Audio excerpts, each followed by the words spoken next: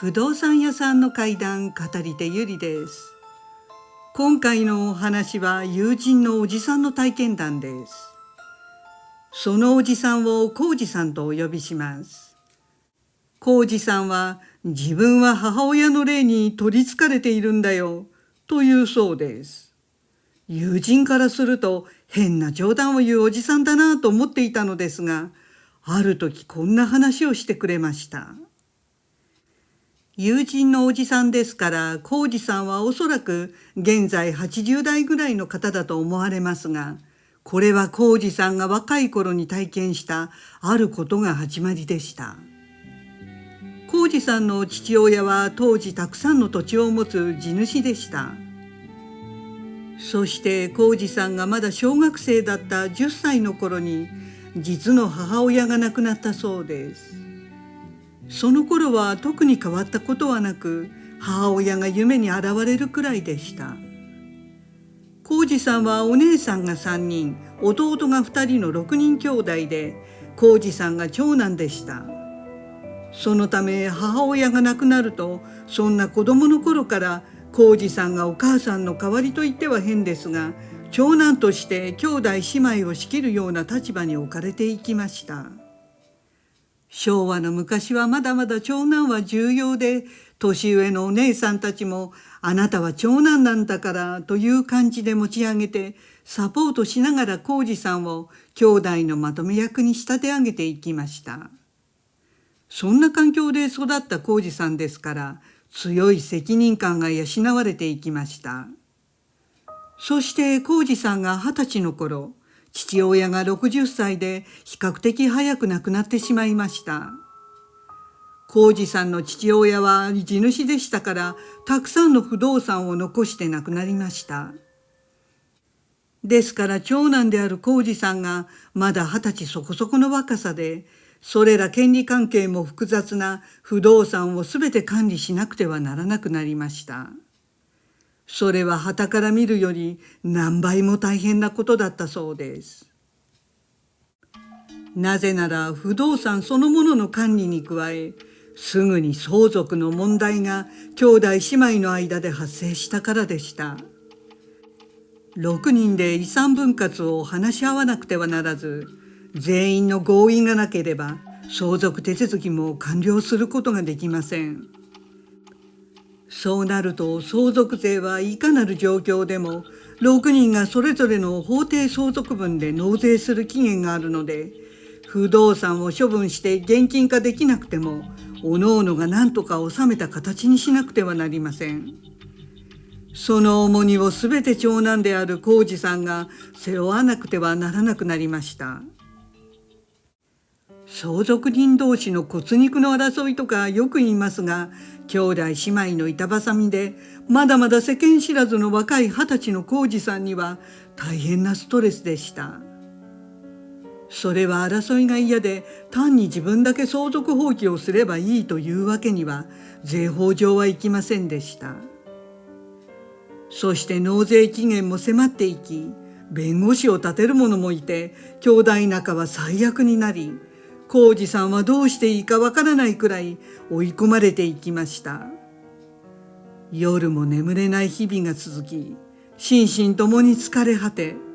もうこんな苦しいならいっそのことを自分は命を絶った方が楽になるのではと思うようになりました。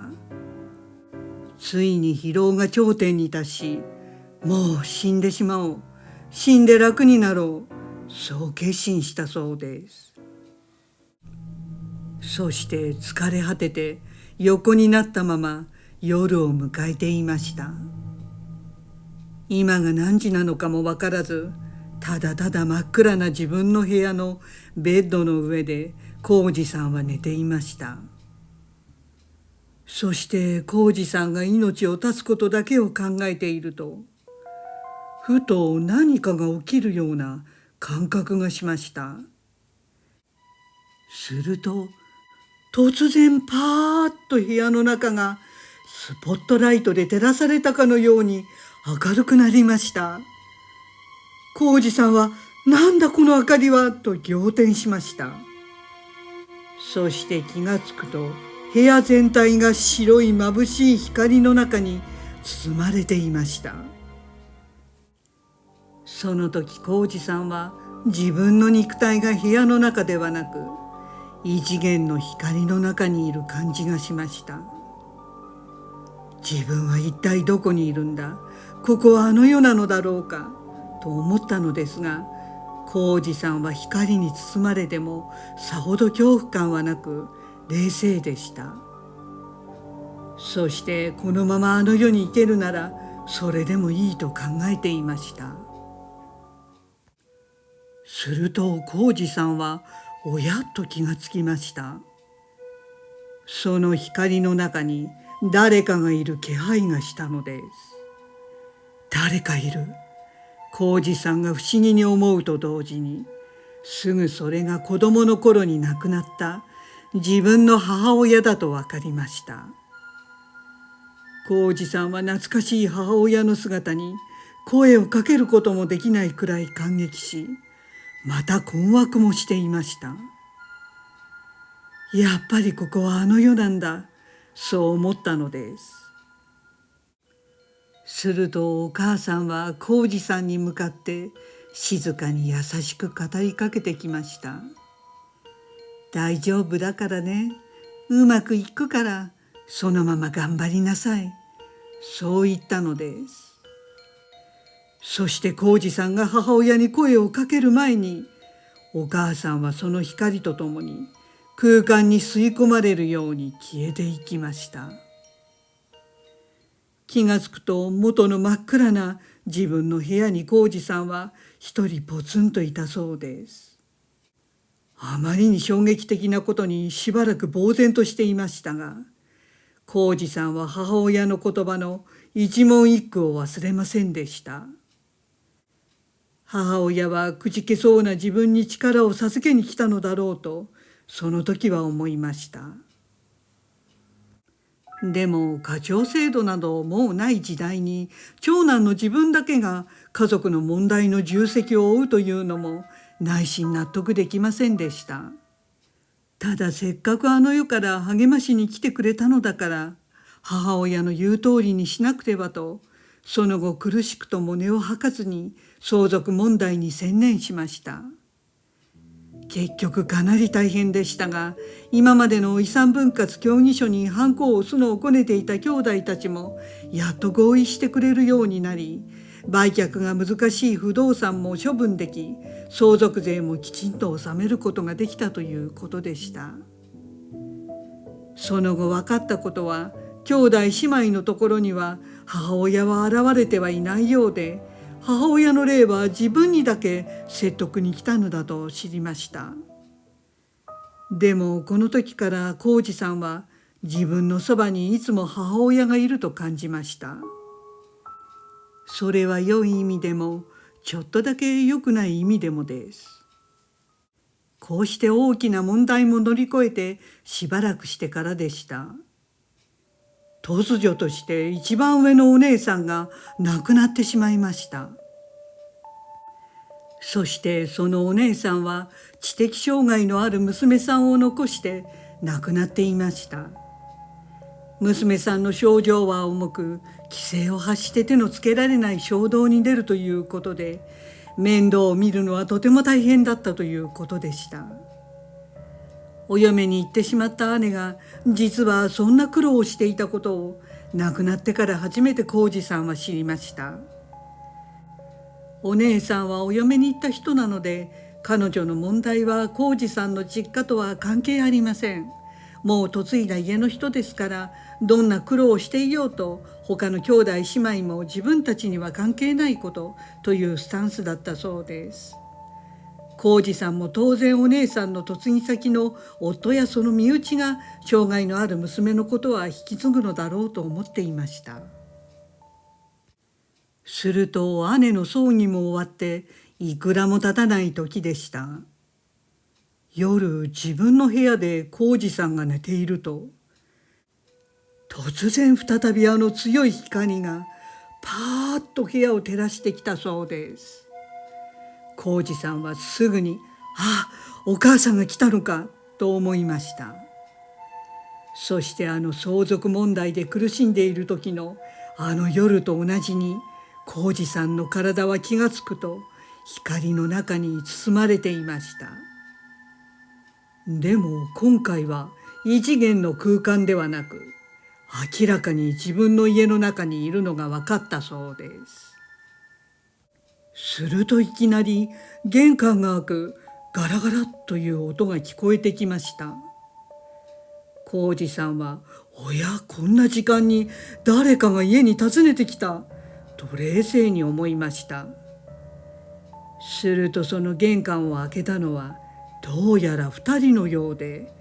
2人分の足音が浩二さんの部屋にひたひたひたと向かってきました。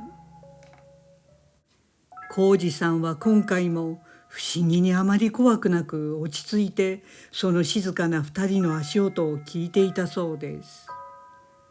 そしてその2人の足音はピタッと浩二さんの部屋の前で止まり、ドアを開けたのかどうかもわからないうちにスーッと部屋の中に入ってきました。その時浩二さんはあっと思わず声が出たそうです。目の前には思った通り母親が立っていました。そしてもう一人は亡くなったばかりのお姉さんだったのです。亡くなった姉と母親の2人が浩二さんの部屋で眩しい光に包まれて立っていました。浩二さんが今度こそお母さんにちゃんと話しかけよう、そう思った矢先、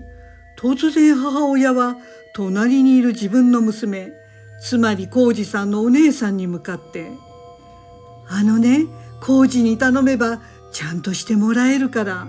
と言ったのです。浩二さんは何のことだと慌てました。するとそれを受けてお姉さんが浩二さんの方を向いて、浩二、私の娘のことお願いします、そう言って深々と頭を下げました。浩二さんは一瞬ちょっと待ってくれとたじろいたそうです。するとその浩二さんの心を読んだのか、母親の優しい目が一瞬怒っているように見えました。浩二さんは嫌な予感がして自分がお姉さんの頼みを聞くしかないと悟り、わかりましたとしぶしぶ答えてしまいました。するとその返事を聞くや否や、母親と姉は安心したかのように穏やかな表情に変わり、スーッとその場で消えていったということでした。約束してしまった浩二さんはその言霊に逆らうことはしませんでした。そしてその後お姉さんの遺族にやはり問題があることが分かりました。浩二さんはお姉さんに頼まれた通り、障害を持つ彼女の娘さんをその子が亡くなる日までしっかり面倒を見たそうです。その後も身内間で何かあると母親の霊が現れて命令とも言えるような助言をしていったということでした。そして浩二さんも還暦を過ぎた頃、身内の問題もなくなり、母親にはこの辺でお役目から解放してほしいと頼んだそうです。でも友人曰く、おじさんは結局はお金にも愛情にも恵まれて最後は幸せだったから、母親の霊に取りつかれていたのではなく、ちゃんと守られていたことを分かっていたと思うと言っていました。ご視聴ありがとうございました。よろしければチャンネル登録といいねボタンをお願いします。